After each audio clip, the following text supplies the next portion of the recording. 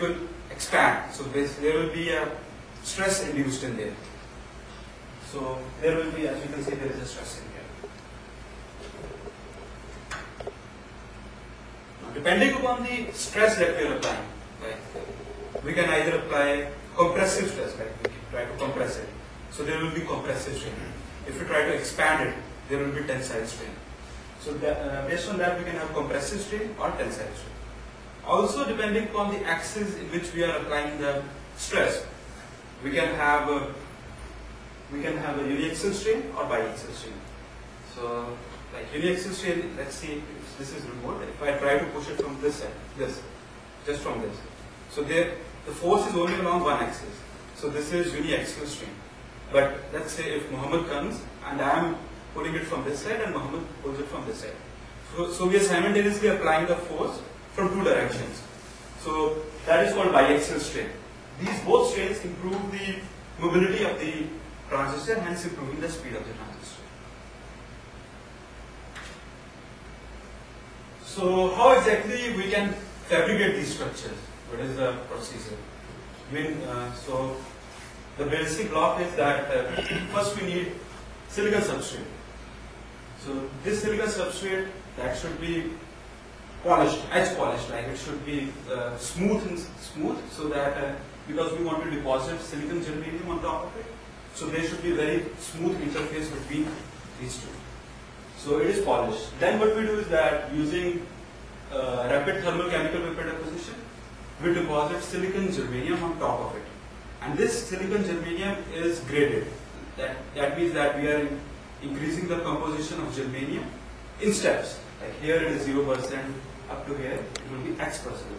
X is typically between 15% to 20%. Then after that, we are having these two blocks. So now on top of it, we will again planarize it with CMP, that is chemical mechanical polishing. So we will have a very plain structure. On top of that, we will deposit silicon germanium. We can deposit it. We can deposit an epitaxial layer on top of it by pumping gases like dichloroscalane and germanium. And finally, our pseudomorphic layer of silicon is grown on relaxed silicon germanium. So we can get the biaxial strains here.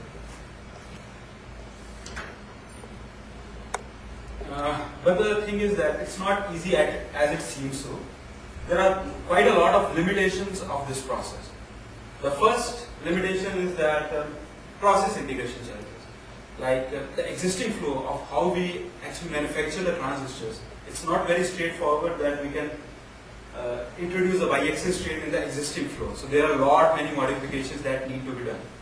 Another thing is that if somehow we manage to do this thing, the cost involved is very high. Let's say to manufacture a chip, we are taking $10.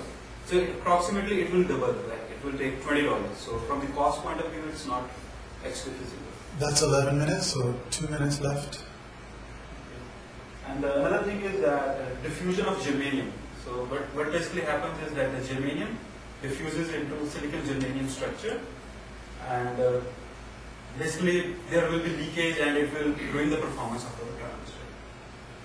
So I will try to rush in this slide. Another way is that that has been proposed by the Intels is that you introduce a uniaxial strain, that is along one axis only. So let us rush to the advantages. So what are the various advantages of uniaxial over biaxial? First of the thing is that it is very low cost. Like in the previous case where the cost improved by was almost double, but in this case like the cost is like almost 2%. So that is very negligible. Second is that both the hole and electromobility enhancement, like most transistors get enhanced in uniaxial strain, whereas in biaxial strain, they both doesn't get enhanced.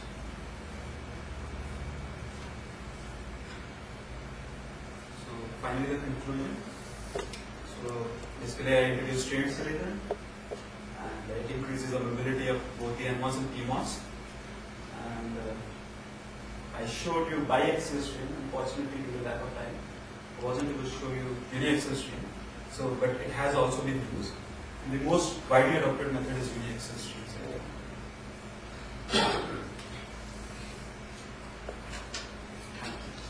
Please feel free to ask any questions. Thank you so much, and it was really wonderful presentation.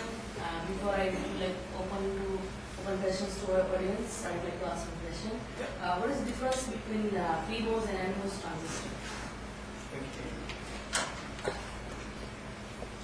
If you remember in my last presentation, that was on the digital logic circuits, what I introduced was inverter. So much, I didn't quite catch Jayashri's question. Could you just sort of rephrase it so that everyone's clear on it? Which is sometimes a good thing to do, yeah. So basically, what Jayashri asked was that I introduced in my presentation that there are NMOS transistor and PMOS transistor. So she is asking what are they? So I was telling that in my last presentation, that was on the digital logic circuits, I introduced inverters. So that was like if I apply voltage 1, there will be 0 here and 0 here. So inside this inverter, how this is implemented, there are two types of transistors. One is NMOS channel, that is N channel MOSFET transistor, and PMOS channel.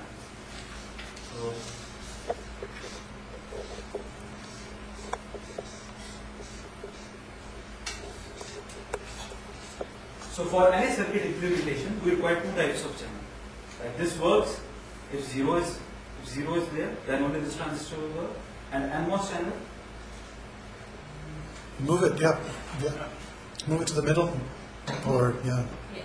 Move that out of there. So this is the NMOS channel. Can you see? So this works when a 0 voltage is applied, and this works when a 1 voltage is applied. For implementation of any circuit, we require these two types of transistors.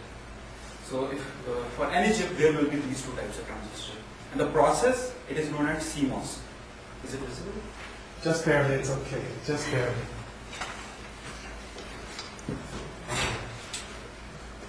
So this is PMOS transistor and this is NMOS transistor.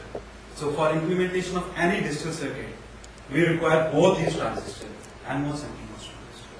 And the process is known as CMOS, that is complementary metal oxide. I have one question that you told that this about the silicon chips, you will install this German silicon that alloy, and there will be some stress. That is right. So once it will come to these customers, due to this stress, it will crack, or how will you use that? Actually, it is a very, very good question. Very, very good question. So the topic that you are talking about is called reliability. Reliability means that as we ship it to our customers, what will happen is that after some time it may or may fail. It may or may not be. Actually,